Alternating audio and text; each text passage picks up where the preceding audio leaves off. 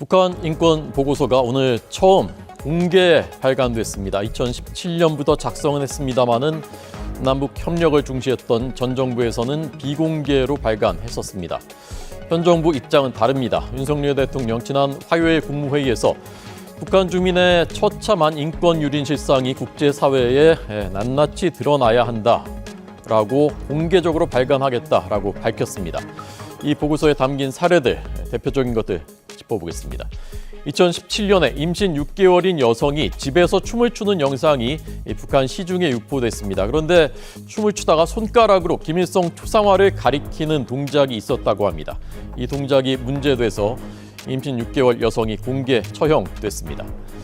2020년 양강도에서는 사랑의 불시착 같은 한국 드라마가 대량으로 담긴 USB를 유포한 남성이 공개 총살됐습니다. 태양의 후예를 지인들과 공유한 사람은 노동교화형 4년형을 받았다고 합니다.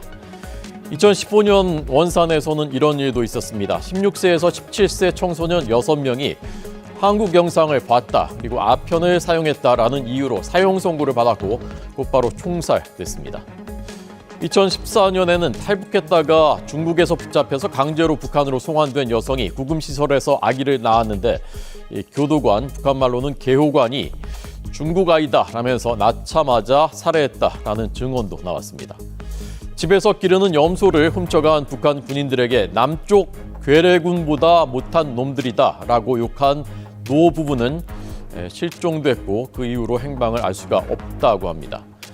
특히 여성 인권 유린이 심각한 것으로 보고됐습니다. 구금시설에서 여성 구금자에 대한 나체 검사가 빈번하게 시행되고 남성 교도관이 자궁 검사를 하고 성폭력을 빈번하게 자행하고 있다라는 증언입니다. 종교 탄압도 심각합니다. 2019년에 평양의 비밀교회가 일망타진됐습니다. 5명이 공개 처형됐고 수십 명이 강제 수용소로 가거나 강제 추방됐습니다.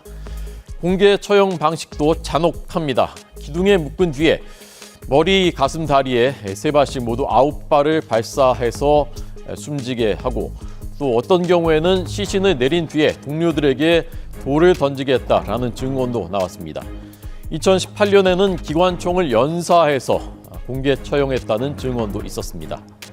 이 장애인 국군포로 납북자는 특별히 더 가혹한 대우를 받고 있다라는 증언도 있었고요. 이 보고서를 발간한 과정, 이 내용은 조수연 기자 리포트를 보신 뒤에 이신화 북한 인권대사를 만나서 인터뷰해 보겠습니다. 북한에서 한국 영상물을 시청하고 아편을 사용했다는 이유로 사형을 선고받고 총살된 10대 청소년 6명. 춤을 추다가 손가락으로 김일성 초상화를 가리키는 영상이 유포돼 공개 처형된 임신부. 정부가 공개 발간하는 2023 북한 인권보고서에 담긴 내용인데 이처럼 강력범죄가 아님에도 북한에서 처형이 빈번하게 집행된 것으로 나타났습니다. 통일부는 2017년부터 2022년 사이 탈북한 주민 508명이 증언한 1,600여 개 인권 침해 사례를 바탕으로 보고서를 작성했습니다. 또한 이번 보고서의 발간은 우리 정부가 북한 인권의 실질적 개선을 위해 더욱 노력하겠다는 의지의 결과물입니다. 일부 공개된 내용을 보면 북한 접경 지역에서는 도주 수감자, 절도범 등에 대해 사법 절차를 거치지 않고 직결 처형하는 사례가 지속적으로 수집됐습니다. 또 여성들은 각종 폭력에 노출되고 정신질환자나 지적 장애인을 대상으로 생체 실험이 강행되고 있다는 증언도 나왔습니다. 광범위한 감시와 통제도 일상화된 가운데 국군 포로나 납북자, 이산 가족은 더욱 심한 감시와 차별에 시달리는 것으로 파악됐습니다. 여기에 식량난 속의 무상치료 제도도 제대로 운영되지 않아 의료비를 개인이 부담하는 경우가 많았습니다. 북한이 계속해서 국경을 3년째 사실상 봉쇄하고 있는 상황이기 때문에 주민들의 일상적인 삶이 더욱더 어려워지고 이것은 국제사회에서도 인권 차원에서의 문제를 제기하고 있습니다. 당연히 누려야 할 경제 권리든 사회적 권리가 침해당하고 있다라는 것이죠. 정부 당국자는 관련 법에 따라 2017년부터 북한 인권보고서가 매년 발간돼 왔지만 일반에 공개하는 것은 처음이라며 북한의 인권 증진에 기여한다는 차원에서 공개하게 됐다고 밝혔습니다. YTN 조수연입니다. 네, 그러면 8개월 전에 5년 동안 공석이었던 북한 인권대사로 임명된 이신화 고려대 교수 만나보겠습니다. 안녕하십니까? 네, 안녕하십니까? 어서 오십시오. 자, 우선 이제 북한 인권대사 어떤 역할을 하는 것인지 잘 모르시는 분들이 많으니까요. 그것부터 좀 설명을 해주십시오. 네, 제 공식 명칭이 북한 인권 국제협력 대사입니다. 네. 그래서 그 북한 인권에 대한 여러 가지 다양한 얘기들을 이제 취합하고 그리고 어떤 것이 문제인가를 이제 규명하고 이제 그러한 부분들을 한국 국내뿐만 아니라 국제사회와 다양하게 협력해서 이제 하는 역할을 맡고 있고요. 네. 뭐 외국에 가서 회의에 참석한다거나 뭐 유엔에 가서 이제 이야기를 한다거나 그런 것도 있고요.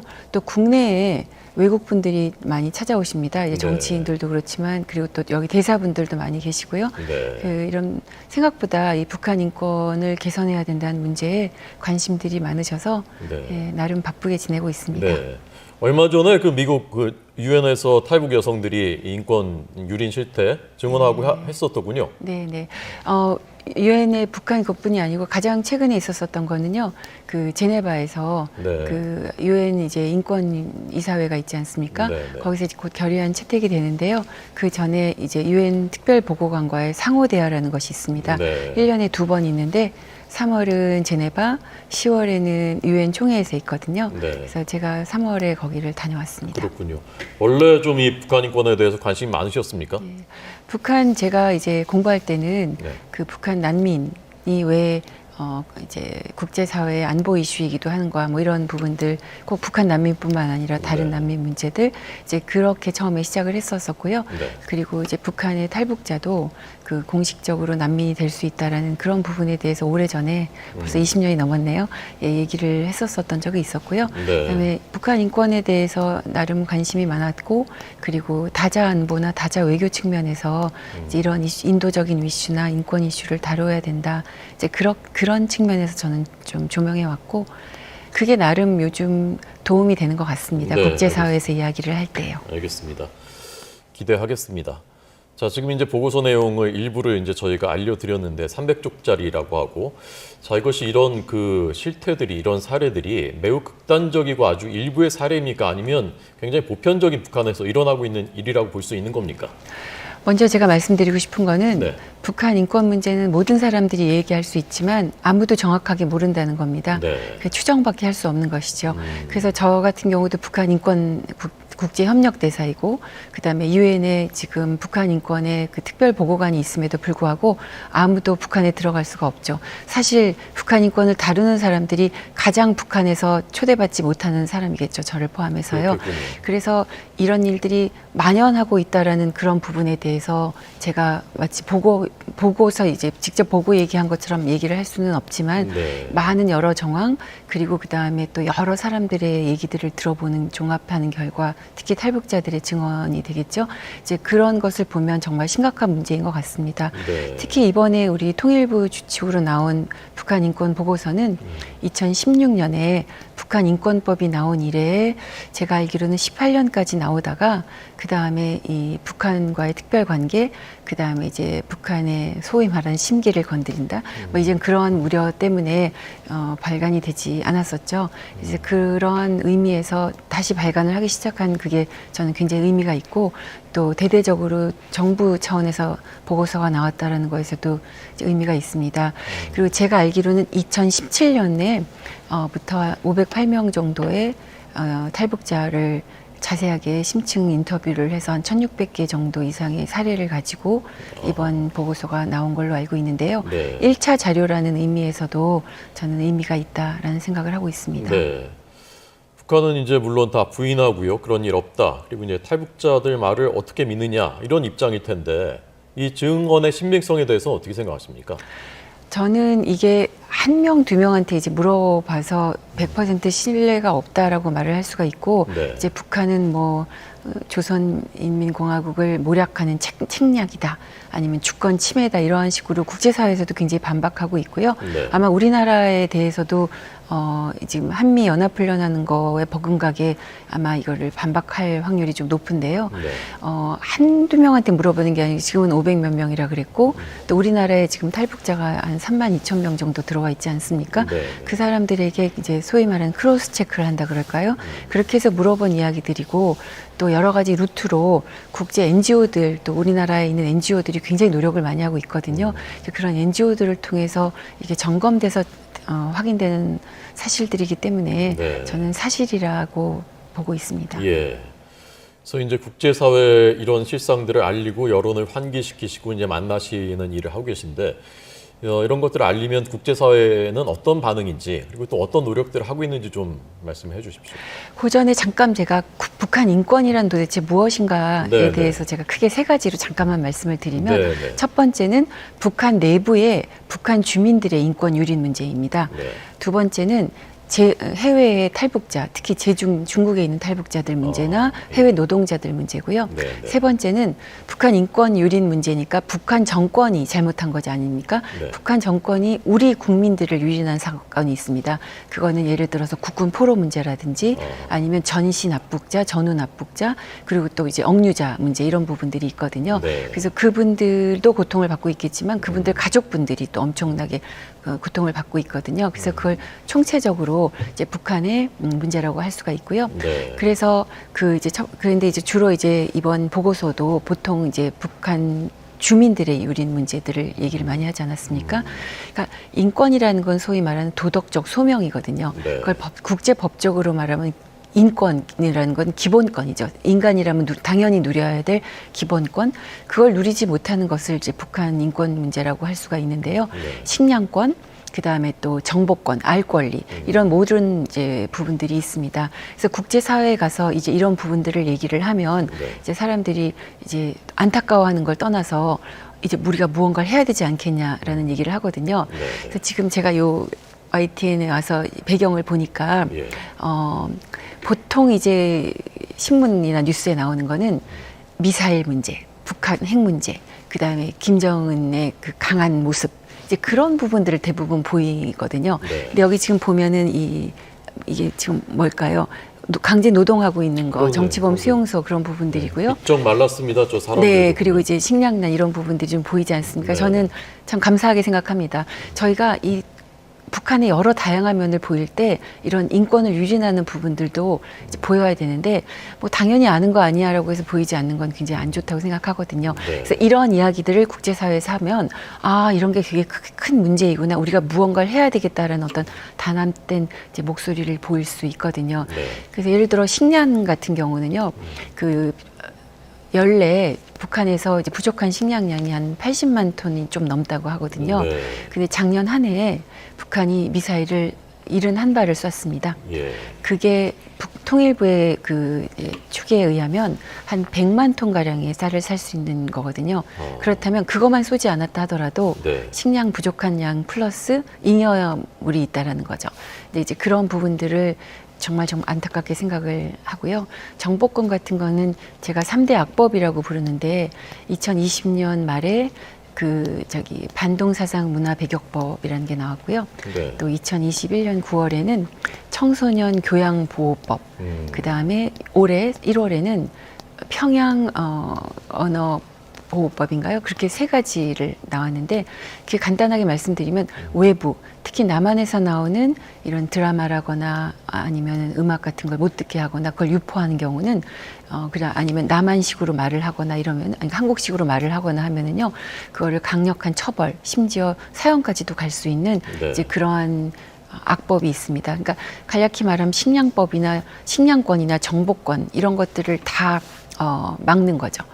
이제 그러한 부분들은 정말 심각한 기본권 유린이라고 할 수 있겠고요. 이제 그런 것들을 해결하기 위해서 유엔을 비롯한 곳에서 2003년부터 시작해서 북한 인권 결의안을 채택하고 있고요. 네, 네. 또 2014년에는 이제 조사 보고서 COI 리포트가 나오기도 했습니다. 네. 제가 아까 사실은 그 사례들을 전해드리면서도 야, 어떻게 이런 일이 21세기에 있을 수가 있는가? 이런 데가 또 다른 어디 전 세계에 또 있겠는가? 이제 그런 생각이 들었었는데 북한은 오히려 이제 적반하장격의 반응이고 어떤 얘기들을 했을 때 제일 북한이 민감하게 예민하게 반응을 하고 전반적으로 북한 인권 문제 제기에 대해서는 어떤 입장입니까, 북한이? 북한이 2014년에 2월에 COI 그 보고서가 나왔었을 때 네. 그 굉장히 반박을 했죠. 반박을 했는데 특이사항은 2015년에 당시 리수용 외상이 유엔 총회에 와서 네. 그 북한 인권 문제는 존재하지 않는데 그렇다고 강력히 반발을 했거든요. 네, 네. 그 자체가 북한 인권이 북한 정권의 아킬레스건이다라는 걸 반증하는 거라고 저는 생각을 합니다. 이제 그 이후에도 이제 그런 이야기들을 했고, 이제 과거에 우리 지난 5년 정권에서는 북한과의 남북 관계의 특별 상황을 강조하고 또 북한과의 관계 개선을 위해서 이제 인권 얘기를 하지 않았죠. 인도적 지원 얘기나 이산가족 얘기만 좀 했었었는데요. 네, 네. 이제 그럴 때는 그걸 또 당연히 그런 얘기는 하면 안 되는 것처럼 이제 얘기를 하고 이제 그랬었던 부분들이 있었습니다. 근데 북한이 지금 현재 가장 예민하게 생각하는 건 저는 정보 유입이라고 생각합니다. 네. 그래서 저희가 좀 전에 제가 말씀드렸던 이제 제가 3대 악법이라고 부른다는 이제 그런 부분들을 강력하게 이야기를 하면 굉장히 더 예민하게 받아들이고 또 아까 말씀드린 것처럼 북한에서 그것을 시청하거나 유포하는 경우는 강력한 처벌, 심지어 사형까지 시키는 이제 그런 만행을 저지르고 있는데요. 네, 네. 그 자체를 거꾸로 생각해 보면 북한 김정은 정권이 얼마나 사람들의 안보, 인간 안보보다는 정권 안보에 굉장히 신경을 쓰고 있는지, 그리고 또 이렇게 예민하게 하고 있다라는 자체가 벌써 정보 유입이 정권의 늘 흔드는 네. 어떤 기폭제가 될 수 있다는 거에 대해서 굉장히 두려워하고 있다라는 저는 반증이라고 생각을 합니다. 네. 그리고 이제 이렇게 그런 걸 보는 것을 처벌하기 위해서 그냥 무작정 방으로 집으로 들어갑니다. 심지어 화장실까지 들어가서 무조건 한다는데 예. 지금 청년들은 그걸 불만을 하고 있다라는 거죠. 그래서 네.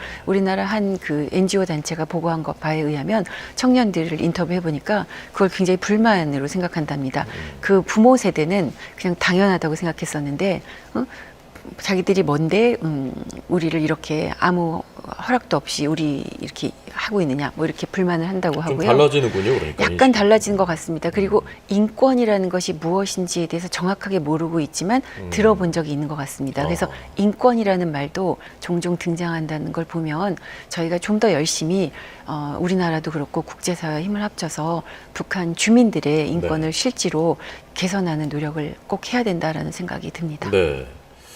그래서 우리나라가 만든 것이 이제 북한 인권법이지 않습니까? 2016년에 제정됐고, 미국은 이미 2004년에 이 북한 인권법이 만들어졌다고 하는데, 이 북한 인권법에서 이제 규정한 것이 북한 인권센터, 북한 인권 기록센터, 북한 인권 기록 보존소, 재단, 네. 예, 북한 인권 재단 이런 것들.